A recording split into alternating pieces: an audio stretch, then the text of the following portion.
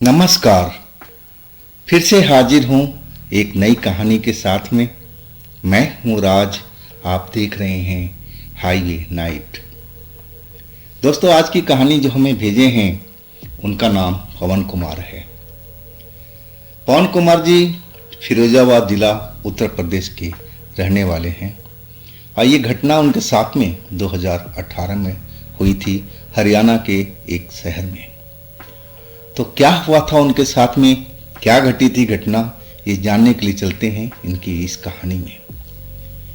लेकिन दोस्तों, अगर आप मेरे चैनल पर पहली बार जुड़े हैं या फिर अभी तक मेरे चैनल को सब्सक्राइब नहीं किए हैं तो प्लीज़ कर लीजिए और साथ में बेल आइकन को ऑल पे करके ज़रूर दबाइएगा।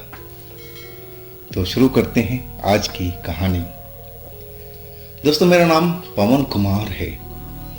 मैं फिरोजाबाद जिला उत्तर प्रदेश का रहने वाला हूँ। मैं एक नौजवान था, 20 साल का। घर में गरीबी का आलम चल रहा था। जैसे तैसे हम गांव में दिन अपना काट रहे थे। जो भी काम मिलता वो मैं करने को तैयार रहता, लेकिन बहुत ही कम आमदनी होती थी। मेरे दोस्त कुछ रहते थे हरियाणा के एक शहर में और उनसे मैंने रिक्वेस्ट किया था कि भाई, आप लोग के पास भी कुछ ऐसा काम हो जो मैं कर सकूं तो मुझे भी बुला लो। अब एक दोस्त को मेरी इस हालत पर तरस आ चुका था। वो कहने लगा कि पवन, काम तो है, जिस हम फैक्ट्री में काम करते हैं वहाँ काम तो लग जाएगा, लेकिन भाई मेहनत काफ़ी है, शायद तुम कर ना सको। लेकिन मैंने बोला, भाई यहाँ पर भी तो मैं मेहनत करता हूँ। तो वो कहने लगा, देखो यहाँ का बात अलग है, लेकिन फैक्ट्री का नियम कायदे अलग हैं। वहाँ पर जो काम करना होता है तो होता ही है, उसमें कोई ब्रेक नहीं मिलती है। मेरी बात तुम समझ नहीं पा रहे हो। खैर चलो, जब तुम देखोगे तो खुद ही समझ जाओगे। उसके बाद हम उस शहर में पहुंच गए थे और वो एक छोटे से कमरे में 6 लोग रहते थे। अब तो रात को टाइम में पैर पसारने का जगह भी नहीं मिलती थी सोने के लिए। हम उस फैक्ट्री में काम करने लगे थे और जी जान से मेहनत कर रहा था। हालांकि बहुत ही हार्ड वर्क था, बहुत मेहनत का काम था। कई बार तो दिल करता था कि छोड़ो, इस काम को नहीं कर पाऊंगा, लेकिन घर की हालात उस काम को करने पर मजबूर कर रहा था। और दूसरी चीज़ थी कि जब हम थके मांदे घर पर आते थे कमरे में, तो वहाँ तो सोने की जगह ही तक नहीं बचती थी। आखिरकार वो जो हमारा गांव का लड़का था, दोस्त था, वो कहने लगा कि पवन, आज भर रुक जाओ, कल हम छुट्टी है हमारी, या फिर हम कोई बड़ा सा कमरा देखते हैं। और वही हुआ। एक उन्होंने बड़ा सा कमरा देखा, उसमें काफ़ी खुली खुली जगह थी, लेकिन वो घर हॉन्टेड था। इस बात को हम लड़कों में से कोई भी नहीं जानता था। उस मकान मालिक ने हमें बताया तक नहीं था, हमारे दोस्त को भी नहीं बताया था कि ये घर हॉन्टेड है, इसमें कुछ ऐसी घटनाएं चलती हैं।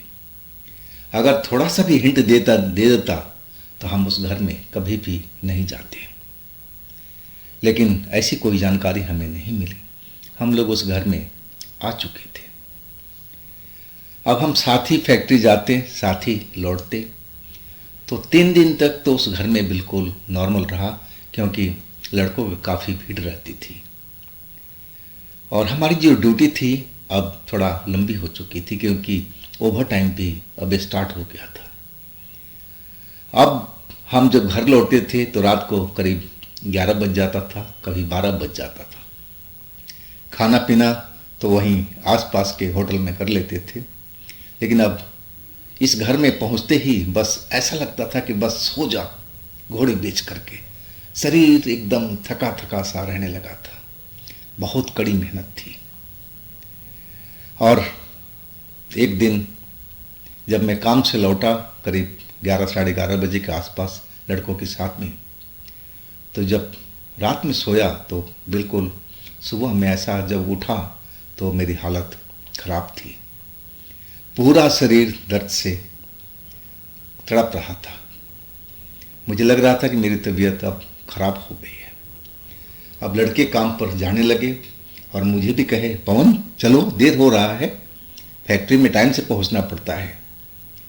अब मैं अपने दोस्त से कहने लगा कि देख भाई, आज मेरी तबीयत ठीक नहीं है, मैं आराम करना चाहता हूँ आज। वो लड़का मेरी तरफ घूर करके देखने लगा और कहने लगा, हाँ भाई, मैं तो आपको पहले ही बताया था कि देख यहाँ पर मेहनत का काम है। अब मना भी किया था लेकिन आप समझ नहीं पाए।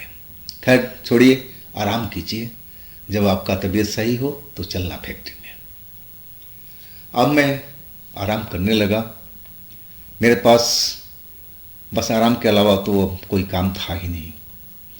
मैं दोपहर तक सोता रहा। इसके बाद थोड़ा शरीर में राहत महसूस हुई तो भूख भी लगी। खाना भी मैंने अपने लिए बनाया, क्योंकि वो लड़के तो रात को लौटेंगे 11-12 बजे के आसपास में, और वो तो खाना खा करके ही आएंगे।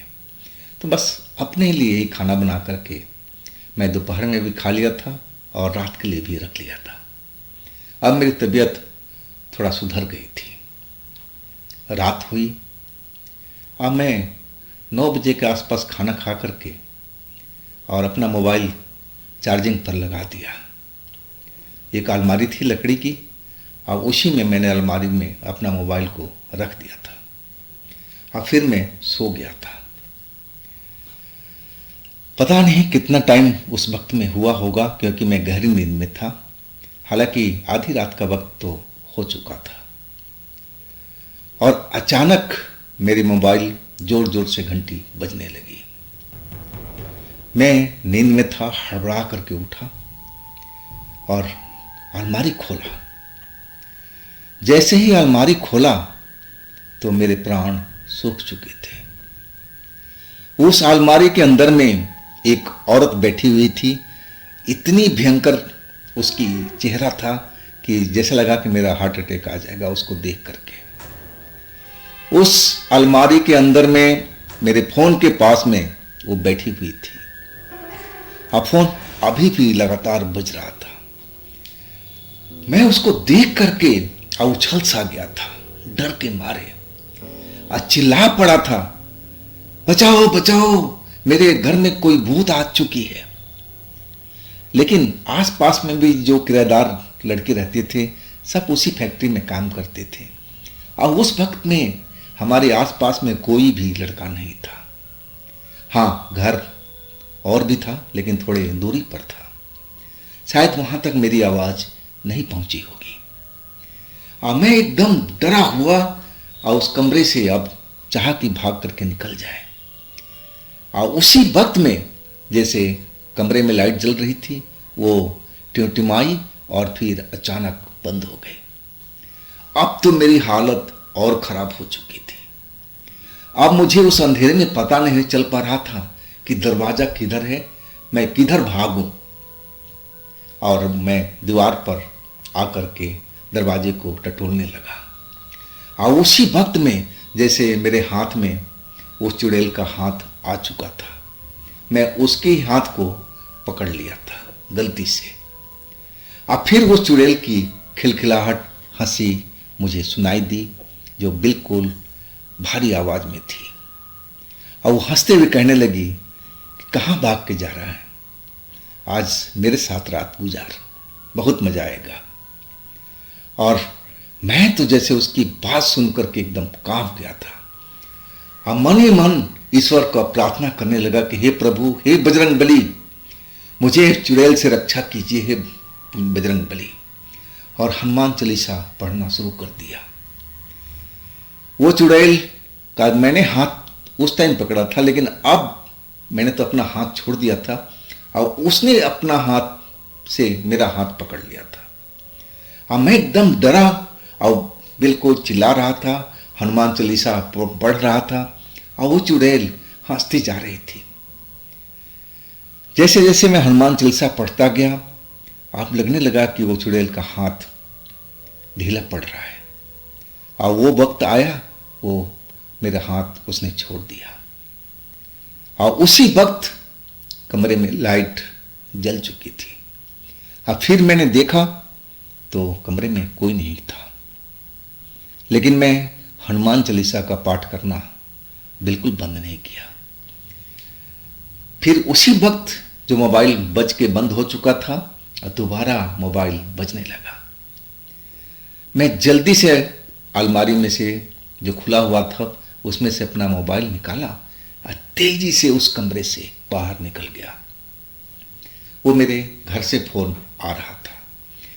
फोन मैं उठा नहीं पा रहा था, इतना डरा हुआ था। वो सब दृश्य देख करके मेरे जीवन में ऐसी घटना मैंने कभी देखा नहीं था, इतना भयानक रूप उस चुड़ैल का। और वो कह रही थी कि आज तेरे साथ मैं रात गुजारूंगी। और मैं तो कांप गया था उसकी बात सुन करके। डर के मारे मेरी बहुत बुरी हालत हो चुकी थी।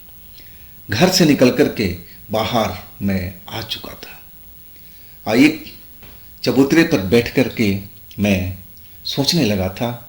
और फोन मेरे घर से बार बार आ रहा था, लेकिन मैं उठा नहीं पा रहा था। तीसरी बार जब आया तब मैंने फ़ोन को रिसीव किया।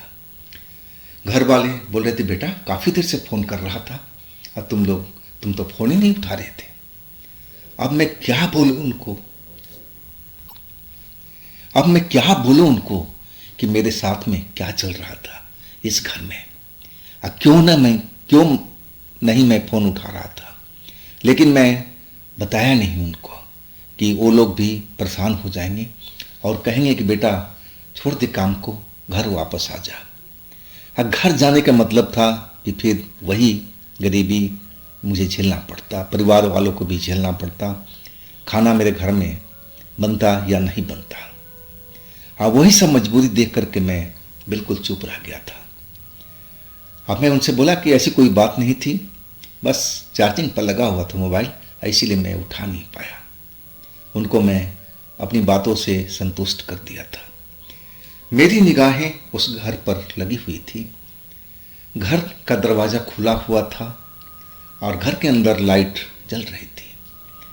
मुझे अब भी लग रहा था कि उस घर में वही चुड़ैल घूम रही है, क्योंकि मुझे उस घर में परछाई सी नजर आ रही है, आते जाते जैसे उस घर में चक्कर लगा रही है। मैं बेहद डरा हुआ, मेरी हिम्मत नहीं हो रही थी कि उस घर में दोबारा जाऊं। आधी रात से ऊपर का टाइम हो चुका था, अभी तक हमारे दोस्त आए नहीं थे ड्यूटी से। अब मैं उन्हीं का इंतजार कर रहा था कि जब वो लोग आएंगे तभी इस बात को मैं उनको बताऊंगा। मैं फ़ोन भी कर सकता था, लेकिन फ़ोन उनका जमा हो जाता था। जब उनकी छुट्टी होती थी तभी उनको फ़ोन दिया जाता था। ऐसा हमारे साथ भी होता था। और कुछ ही देर के बाद में हमारे दोस्त आते हुए नजर आ गए।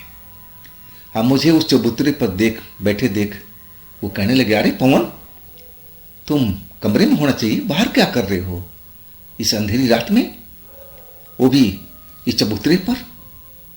मैं अपने दोस्त को सारा कहानी बताने लगा।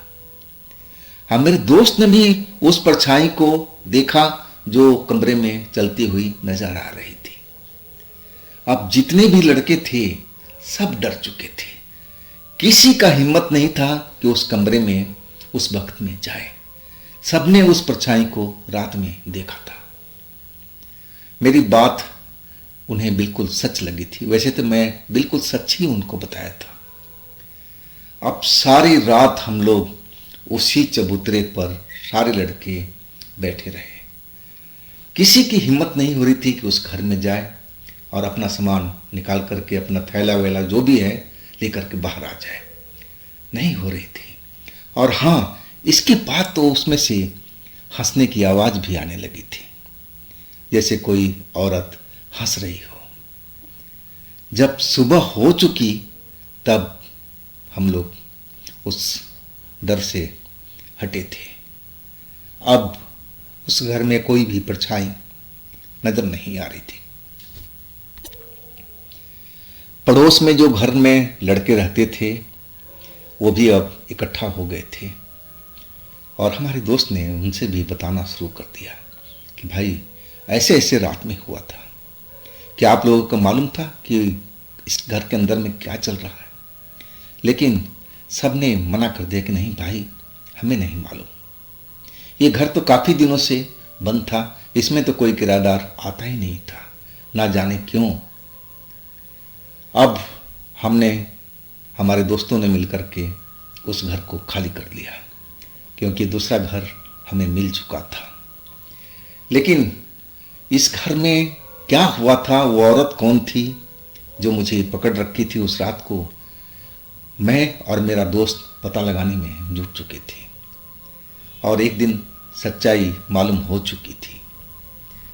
पास के जो पान बीड़ी सिगरेट वाले बाबा थे, और उन्होंने जो बताया कि बेटा जिस घर में तुम लोग रहते थे ना, उस घर में बहुत सालों पहले एक औरत ने आत्महत्या कर रखी है, सुसाइड कर रखी है, और उसी का आत्मा उस घर में भटकता है। जो आपके दोस्त ने देखा था, शायद वही भटकती आत्मा थी जो उस रात में नजर आई थी आपको दोस्त को। और आप लोगों ने जो परछाई देखी थी, शायद वही परछाई उस आत्मा की होगी। अब हमें समझ में आ गया था कि वाकई जिस घर में हम रह रहे थे वो बिल्कुल हॉन्टेड घर था, और इसके बाद तो हम उस घर की तरफ देखना भी पसंद नहीं करते थे। तो दोस्तों, ये थी पवन कुमार जी की अपनी आप बीती। अगर आपके पास भी ऐसी कोई घटना है तो आप मुझे इंस्टाग्राम पर या मेरे व्हाट्सएप नंबर पर शेयर कर सकते हैं।